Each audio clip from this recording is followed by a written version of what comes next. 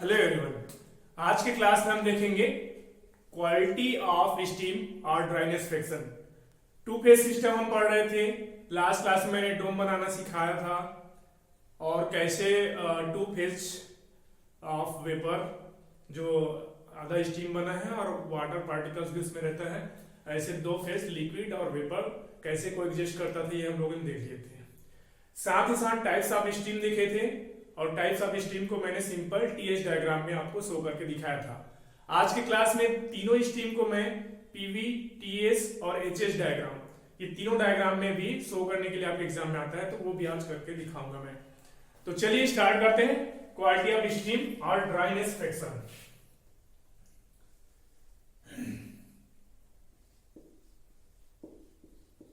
Dryness friction और इसी को बोला जाता है क्वालिटी ऑफ स्टीम। थोड़ा इसके इंपॉर्टेंस बताते चलूं। जैसे बॉयलर से हम लोग हाई प्रेशर हाई टेम्परेचर पे स्टीम जनरेट करते हैं, वो सुपर हीटेड कंडीशन में हो या फिर that should be in the super heated condition और वहां पे कोई भी वाटर पार्टिकल नहीं होना चाहिए, उसका ड्राइनेस फ्रिक्शन एक ही होना चाहिए, मतलब लेस देन 1 नहीं होना चाहिए। ऐसा क्यों?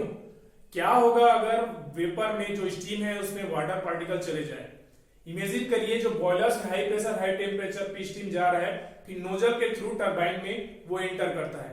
टरबाइन के अंदर जो टरबाइन के जो ब्लेड्स होती हैं उसमें हाई प्रेशर हाई टेम्परेचर पे जो स्टीम होता है वो काफी स्पीड के साथ टकराते हैं, उसमें काइनेटिक एनर्जी होता है। अब सपोज वो वेपर की जगह, मतलब स्टीम सुपर हीटेड कंडीशन में ना होकर अगर उसमें कुछ वाटर पार्टिकल चले जाए, तो वाटर पार्टिकल ब्लेड के साथ बहुत तेजी से टकराएगा, बहुत, जिससे ब्लेड का जो सरफेस है वो इरोड हो सकता है, उसके सरफेस में उसका सरफेस कुरद सकता है, मतलब इरोड होना शुरू हो जाएगा। अब ब्लेड इरोड हुआ मतलब धीरे धीरे क्या हो जाएगा, ब्लेड का जो स्ट्रेंथ है वो कम होना शुरू हो जाएगा और एक समय आएगा जब ब्लेड ब्रेक भी हो सकता है, जिसके कारण पूरे सिस्टम का ब्रेकडाउन हो जाएगा। तो ये सारे चीजों से बचने के लिए, ताकि सोचो आपका इलेक्ट्रिसिटी जो जनरेट हो रहा है उसमें जो टोटल 4 सिस्टम है, मेनली हम लोग अगर मैकेनिकल जो पार्ट्स देखेंगे, जो रैंकाइन साइकिल में 4 पार्ट्स होते हैं, पंप, बॉयलर, टरबाइन और कंडेंसर। अगर इसमें से कोई सा भी एक पार्ट काम करना बंद कर दे तो उसके रिपेयर होते तक पूरे सिस्टम जो है पावर प्रोडक्शन स्टॉप हो जाएगा। तो इस चीज को अवॉइड करने के लिए स्पेशली ध्यान दिया जाता है कि जो ड्राइनेस फ्रिक्शन है वो हमेशा 1 के बराबर होना चाहिए, मतलब स्टीम जो है सुपर हीटेड कंडीशन में होना चाहिए। तो ये क्या होता है देखते हैं। इसको कैपिटल एक्स से रिप्रेजेंट किया जाता है। अब let's assume that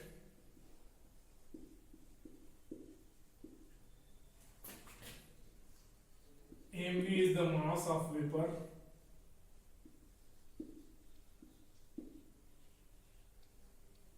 and mw is the mass of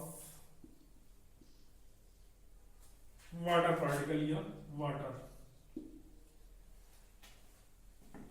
ठीक है, मतलब सिंपल टीएच डायग्राम में आप देखेंगे, ये टीएच डायग्राम है, इस प्रकार से बना था। तो यहां पर कंडीशन, मतलब ये कोई ऐसा कंडीशन होगा जहां पर, अब यहाँ मतलब ये डोम के अंदर पे स्थिति देखते हैं तो वहां पे 100% स्टीम नहीं होगा। ठीक है, मतलब 100% ये वेपर में कन्वर्ट नहीं हुआ है। ये है, ये वो पॉइंट है जहां पे 100% क्या रहेगा, वेपर रहेगा, स्टीम में कन्वर्ट हो जाएगा, वहां पे वाटर पार्टिकल नहीं रहेगा। परंतु जैसे जैसे हम लोग इधर अंदर आते जाते हैं, इधर और अंदर आते जाओ, तो क्या होगा, उसमें जो परसेंटेज ऑफ वाटर पार्टिकल है, वाटर है, वो बढ़ते चला जाएगा। तो ये वेट स्टीम का कंडीशन हम लोग देख रहे हैं। तो वेट स्टीम का जो क्वालिटी होगा वो कितना है उसको डिटरमाइन करने के लिए इसका उपयोग किया जाता है ड्राइनेस फ्रिक्शन का, जिसको कैपिटल एक्स के द्वारा रिप्रेजेंट किया जाता है। अब मान लेते हैं कि यहाँ पे चूंकि दोनों चीज प्रेजेंट है, वेपर है और उसमें साथ साथ जो वाटर का पार्टिकल भी वहां पे है, तो अब जो दोनों जब एक साथ होगा तो उसमें कितना परसेंटेज में फिर वेपर है ये हमें पता करना है। That is the quality of steam. Means ये दोनों है तो दोनों में से फिर कितना परसेंट उसमें से वेपर है, तो वही बताता है आपका ड्राइनेस फ्रिक्शन। एक फ्रिक्शन बताता है, means what friction of vapour is present in this mixture. मतलब कितने मात्रा में वेपर है जो यहाँ पे जो मिक्सचर होगा वाटर और वेपर का उसमें प्रेजेंट है।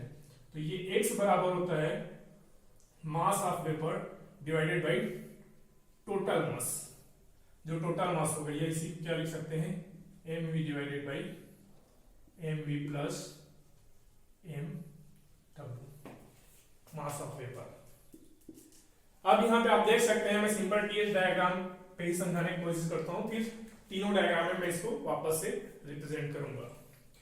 ठीक है, अब देखिए यहाँ पे पॉइंट लेते हैं, ये क्या है सेचुरेटेड वाटर लाइन है, ये सेचुरेटेड वाटर लाइन है। यहाँ पे अगर मैं कोई पॉइंट लेता हूं तो यहाँ पे जो mv का मान होगा वो 0 होगा, मतलब वेपर बनना स्टार्ट ही नहीं हुआ है। टोटल यहाँ पे वाटर होगा, मतलब mv का मान at this point will be equal to 0, मतलब वेपर बना ही नहीं है। उस कंडीशन में वहां पर के लिए x का मान क्या हो जाएगा, x बराबर mv 0 है तो टोटल वैल्यू 0 मींस अगर मैं यहां पर का मान बोलूं x का वैल्यू इसके लिए बोलूं ये वाले लाइन के लिए तो ये क्या है 0 है।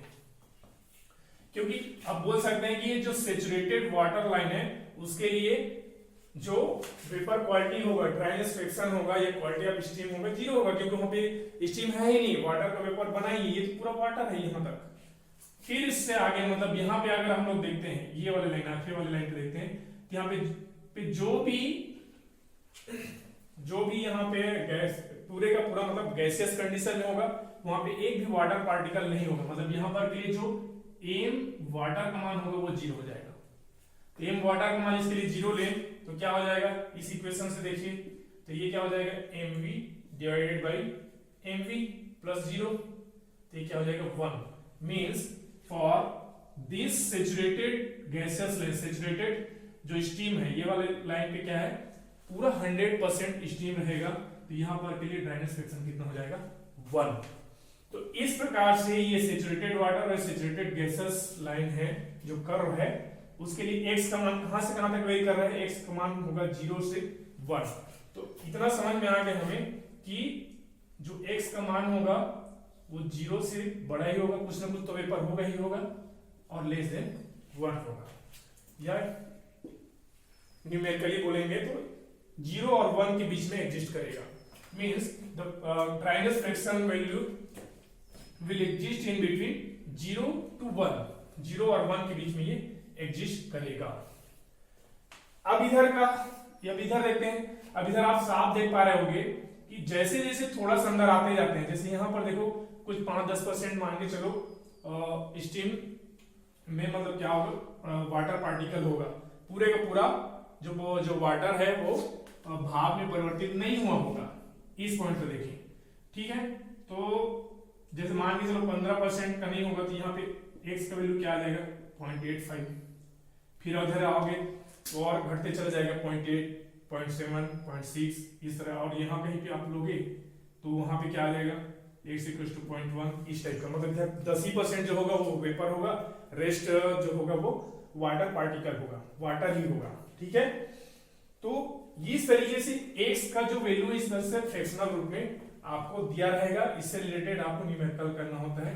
साथ ही साथ ये तो न्यूमेरिकली कैसे कैलकुलेट करेंगे इस फार्मूला पुट करके हम लोग निकाल सकते हैं, लेकिन इसको जो डिटरमाइन करने के लिए कि कितना फ्रैक्शन उसमें कितना ग्राम मिलीग्राम जो है पर केजी बेसिस पे वाटर पार्टिकल बच जा रहा है, उसको चेक करने के लिए सेपरेटिंग और थ्रॉटलिंग कैलोरीमीटर एक इंस्ट्रूमेंट होता है, उसके हेल्प से करते हैं। तो वो भी आपके सिलेबस में है, उसको मैं बाद के लेक्चर में करके दिखाऊंगा। आज के लेक्चर में टोटल मैं सारे ग्राफ में मतलब पीवी टीएस एचएस तीनों ग्राफ में इसको रिप्रेजेंट करके दिखाऊंगा। ठीक है, हाँ यहाँ पे एक चीज और ध्यान देने वाली बात है कि वैसे हमारे सिलेबस में नहीं है लेकिन बताते चलता हूं कि dryness fraction should not be less than the 85%, means this fraction should not less than the 0.85। ये वैल्यू मतलब जितना जो स्टीम होगा अगर उस स्टीम के क्वालिटी जो होगा 85% से कम हो गया, उस स्थिति में क्या होगा कि 15% तक वाटर पार्टिकल जा रहा है समझ लो, और टरबाइन में जाने के बाद फिर क्या होगा ब्लेड पे तेजी से मतलब वो बौछारें पड़ेगी, वाटर पार्टिकल उस पर पड़ेगा, जिससे सरफेस बहुत ज्यादा इरोड हो जाएगा और जल्दी इसका ब्रेकडाउन हो सकता है। मतलब इतने क्वालिटी का अगर स्टीम को हम लोग बॉयलर टरबाइन को हम लोग सप्लाई करेंगे तो वहां पे बहुत ज्यादा रिस्क रहेगा ब्रेक डाउन का। तो water steam quality should not be less than this value. हमेशा ये भी याद रखिए कि कम से कम 85% का होना चाहिए, 85% से ऊपर नहीं होना चाहिए। ठीक है, अब आइए देखते हैं अलग अलग ग्राफ में इसको करके। लास्ट क्लास में आप लोगों को मैं बता दिया था कि आपके सिलेबस में है कि 3 टाइप का जो स्टीम है, that is wet steam, dry saturated steam, super heated steam. तो तीनों ग्राफ में उसको पॉइंट कर करके दिखाना है, तीनों ग्राफ में शो करना है। तो उसको करके मैं दिखाता हूं अभी।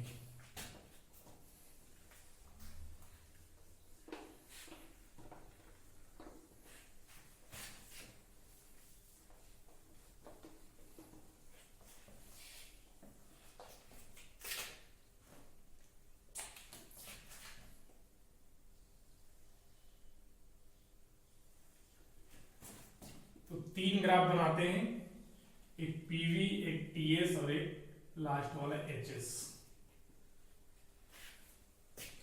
ठीक है,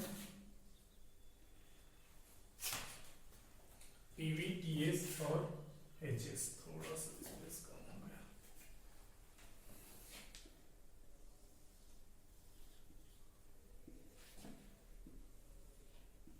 तीनों ग्राफ इंपॉर्टेंट है। तीनों ग्राफ से आपको आएगा कि जो टाइप्स ऑफ स्टीम है उसको तीनों ग्राफ में पुट करने के लिए आता है। तो पहला मैं पीवी बना लेता हूं। तो पीवी आपको याद रखना है कि जो डोम होता है, डोम का जो लेफ्ट साइड होता है वो सैचुरेटेड लिक्विड है। तो लिक्विड का जो वॉल्यूम होता है वो कम होता है एज कंपैरिजन टू गैस, क्योंकि जो राइट साइड है वो गैस है।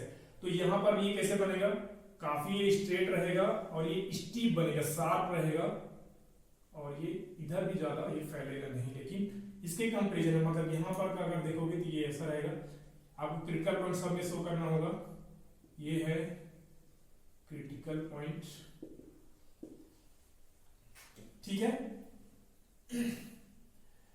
तो ये सिंपल पीवी ग्राफ हो गया। सारे में आपको अलग अलग प्रेशर लाइन भी खींच के दिखाना है। तो सिंपल प्रेशर लाइन कैसे हो गई, तो कांस्टेंट प्रेशर लाइन ये सिंपल स्ट्रेट बनेगा क्योंकि इधर पी है, ये सिंपल बनेगा। ये अलग अलग प्रेशर, सपोज ये 1 बार पे होगा, ये 10 बार पे हो गया, 100 बार पे होगा, मतलब प्रेशर इंक्रीज कर रहा है। P1, P2, P3, P3 will be higher than P2 and then P1। ठीक है, साथ ही साथ अगर ड्राइनेस फ्रैक्शन को भी अगर मैं यहाँ पे दिखाऊं, एक एक पॉइंट करके मैं दिखाते चलता हूँ। तो ये देखिए यहाँ पे x का वैल्यू कुछ होगा बट लेस देन 1 होगा। जैसे उसी में ले लेता हूँ, सपोज ये 0.85 होगा, क्योंकि इस पॉइंट के लिए x की वैल्यू 1 होगा और इस पॉइंट के लिए x का वैल्यू 0 होगा। अब देखिए, अब रही बात वेट स्टीम, ड्राई स्टीम और सुपर हीटेड स्टीम। तो वेट स्टीम मतलब जिसके लिए, वेट स्टीम के लिए आपका जो ड्राइनेस फ्रैक्शन है that should be less than 1, means यहां कहीं इस पॉइंट से जस्ट इधर कहीं पर भी, जैसे यहां पर भी मैं ले लेता हूं, तो यहां पे क्या होगा, ये वेट स्टीम होगा। और यहां पे अगर मैं कोई पॉइंट लेता हूं तो क्या होगा, ड्राई सैचुरेटेड होगा। बताते चलते हैं, ये क्या होगा आपका वेट स्टीम और ये क्या होगा ड्राई सैचुरेटेड, जस्ट सैचुरेट हुआ है, ड्राई सैचुरेटेड स्टीम। और यहां पे अगर मैं पॉइंट लूं तो ये क्या कहलाएगा, super heated, super heated steam. एक इंपॉर्टेंट बात बताते चलता हूं। आप सभी जानते हैं कि ह्यूमिडिटी के बारे में, आर्द्रता के बारे में, जो हमारे इन्वायरमेंट में है, एयर है, एयर कंटेंट के साथ उसमें मॉइस्चर भी होता है। और मॉइस्चर का जो वैल्यू है, जो आर्द्रता है, वो सीजन टू सीजन वेरी करता है। रेनी सीजन में आप देखेंगे मॉइस्चर हाईएस्ट होता है, और यही अभी अब कोल्ड वाला जो सीजन आते चलता है तो मॉइस्चर काफी कम हो जाता है। ठीक है, तो मॉइस्चर मैं बोल रहा हूं, मॉइस्चर मतलब वो भी वाटर का वेपर ही है जो कि एयर के साथ मिक्स हो चुका है। तो वो कौन सा स्टीम होगा, मींस वाटर का जो वेपर होता है उसी को स्टीम बोलते हैं। क्योंकि मॉइस्चर भी क्या है, वाटर का ही वेपर है। जो पॉन्ड्स है, ओशंस है, रिवर्स है, उसमें से कंटिन्यूअसली चीजें वेपोराइज हो रही है, वेपोराइज होकर के एयर के साथ मिक्स होते जा रहा है, तो उसको भी हम स्टीम बोल सकते हैं। तो वो कौन सी टाइप की स्टीम में फॉल होगा, 1 मिनट सोचिए फिर जवाब दीजिए। 3 टाइप का स्टीम है, wet steam, dry saturated steam और सुपर हीटेड स्टीम। अब अब जानते हैं कि यहाँ इन्वायरमेंट का जो एटमॉस्फेरिक प्रेशर कितना लेते हैं 1.01325 बार। ये मैं हर क्लास में बताते आपको चलते जा रहा हूँ। और जो टेम्परेचर है वो कितना रहता है, ऑलमोस्ट रूम टेम्परेचर या सिंपल टेम्परेचर अभी देखोगे तो 30-35 ज्यादा से ज्यादा 40 डिग्री तक का तापमान होगा। उस तापमान पे यहाँ पे जो मॉइस्चर होगा वो क्या होगा, तो वो होता है आपका सुपर हीटेड स्टीम। वही जो होता है जो कंडेंस होके, जैसे ठंड के दिन में जो आपका ड्यू होता है, जो ओस होता है जो गिरा रहता है, वो क्या है, वो जो मॉइस्चर है वही रात में कंडेंस होके नीचे गिर जाता है, गिरने लगता है। इसी कारण ठंड के दिनों में जो मॉइस्चर है वो कम होता है, ठीक है। और बरसात तो जस्ट गर्मी खत्म होता है, बरसात आने लगता है तो आप फील करते होगे काफी चिपचिपा, उस टाइम के मॉइस्चर हाईएस्ट होता है। और जो ये जो मॉइस्चर होता है, जो हमारे यहाँ पे मैं बोलूं जो स्टीम होता है जो इन्वायरमेंट में है, that will be super heated steam. मतलब यहाँ पे जो मॉइस्चर होगा, एयर को आप लोगे तो एयर में कुछ परसेंटेज 2 से 3% के आसपास आपको मॉइस्चर मिलेगा, ठीक है। वो डिपेंड करता है सीजन पे, सीजन टू सीजन वेरी करता है। तो वो जो स्टीम होता है वो सुपर हीटेड स्टीम होता है। इस प्रकार से 3 टाइप का स्टीम हो गया। मैं इसका ए बी सी करके दे दिया रहता हूँ क्योंकि सारे डायग्राम में मैं नाम नहीं लिखूंगा, ए बी सी, ठीक है। 3 टाइप के स्टीम। अब हम बनाते हैं पीवी टीएच डायग्राम को इसे बना चुके हैं, लेकिन फिर भी दिखा देता हूँ। तो इसको काफी स्ट्रेट बनाना है बोला हूँ, और इसको थोड़ा स्लोप ज्यादा बनाना है। ये दोनों फर्क क्या है, तो ये देखिए, ये ऐसे होकर के जितना गैस होता है, गैस वालों में ऐसे बढ़ते ही जाके ऐसे फैलते चले जाएगा। ये थोड़ा कर्व टाइप का, और ये काफी स्टीप बनेगा। ये थोड़ा ब्रॉड बनता है। ये देखिए, ये यहां से यहां तक लिक्विड है, ये क्रिटिकल पॉइंट हुआ, ये आपका क्रिटिकल पॉइंट हुआ। तो क्रिटिकल पॉइंट से इधर का लिक्विड है, लिक्विड का जो एंट्रोपी चेंज है वो कम होता है, एंट्रोपी होता है कम होता है, और इधर का जो गैस है तो गैस का एंट्रोपी ज्यादा होता है। तो इसलिए यहाँ पे इसको लिया गया। वैसे यहाँ पे वॉल्यूम कॉन्सेप्ट था, तो वॉल्यूम कम घेरता है, आपका लिक्विड वॉल्यूम कम घेरता है, और जो गैस है वो वॉल्यूम ज्यादा घेरता है। यहाँ पे बताया सेम चीज। अब देखिए यहाँ पर भी मैं प्रेशर लाइन, तो प्रेशर लाइन यहाँ पे कैसे बनता है, ये प्रेशर लाइन है, इसका प्रेशर, ये सारी चीजों को सीखते हुए चलना है। तो टीएच डायग्राम के लिए आपका प्रेशर लाइन इस प्रकार बनता है। ये मान के चलो, ये P1 पे होगा, ये P2 होगा, ये P3 होगा, और P3 हायर है, P2 लोअर है। वैसे टीएच डायग्राम हम डिस्कस कर चुके थे। Again for this curved line x का वैल्यू 0 होगा, इसके लिए x का वैल्यू 0 होगा, इसके लिए x का वैल्यू 1 होगा। मतलब इस लाइन पे किसी भी पॉइंट पे जो ड्राइनेस फ्रैक्शन होगा उसका मान 1 होगा, मींस वाटर जो है 100% स्टीम में कन्वर्ट हो गया होगा।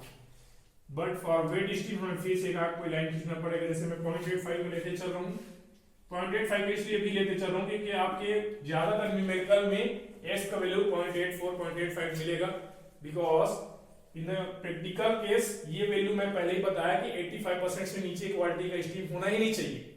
उससे कम क्वालिटी का स्टीम होगा तो टरबाइन का ब्लेड में इरोड हो जाएगा, जिससे कि जल्दी से ब्रेक डाउन हो जाएगा, फेलियर हो जाएगा। फिर से यहाँ पे आप देखते हो, प्रेजेंट करोगे तो क्या होगा, ये पॉइंट ए होगा मतलब वेट स्टीम, ये पॉइंट आपका ड्राई सैचुरेटेड स्टीम होगा, और यहाँ कहीं पर भी, इधर कहीं पर भी ये क्या होगा, सुपर हीटेड स्टीम होगा, ठीक है। तो ये टीएच डायग्राम में भी अलग अलग टाइप की स्टीम को प्रेजेंट करके दिखा दिए। लास्ट है HH diagram, enthalpy entropy diagram, ठीक है। तो यही हमारा मोलियर चार्ट भी कहलाता है, और आपके स्टीम टेबल में ये मिलेगा।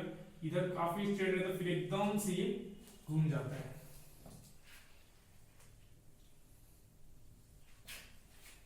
अगेन वही प्रोसेस है कि लिक्विड का काफी कम मात्रा में चेंज होता है, लेकिन इसका बहुत ज्यादा चेंज होता है। इस प्रकार आता है। इसका जो क्रिटिकल पॉइंट रहेगा यहाँ पे रहेगा, ये है इसका क्रिटिकल पॉइंट। देखिए यहाँ पे 2 चीजें हैं, ये x का वैल्यू इसका x का वैल्यू 0 हो जाएगा, और इसके लिए x का वैल्यू 1 हो गया। समझ में आ रहा होगा।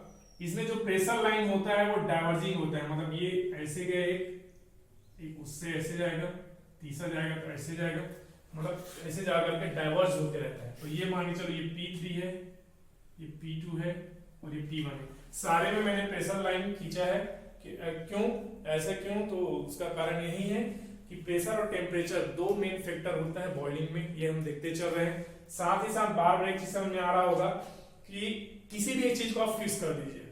आप स्टीम टेबल भी समझते चलिए, स्टीम टेबल इन्हीं दो चीजों पे बेस्ड है। या तो आप प्रेशर को फिक्स करिए, आपको उससे रिलेटेड सैचुरेटेड टेम्परेचर बता दिया जाएगा, मतलब उस पर्टिकुलर प्रेशर पे कितना टेम्परेचर पे वो चीज बॉयल हो जाएगा, ये आपको स्टीम टेबल से पता चल जाएगा।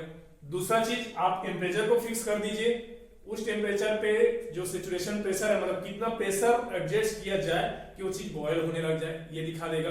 तो सैचुरेटेड प्रेशर और सैचुरेटेड टेम्परेचर, कोई सा भी एक चीज को आप फिक्स करते हैं तो दूसरा अपने आप फिक्स हो जाता है। ये बहुत बड़ी बहुत अच्छी बात है। आप देखोगे स्टीम टेबल को तो बहुत अच्छे से ये चीज समझ में आएगा और उससे रिलेटेड आपको क्वेश्चन मिलेगा। यहां पर भी आप खींचोगी तो इस तरीके से लाइन खिंचाएगा, ये है आपका x = 0.85 मतलब लेस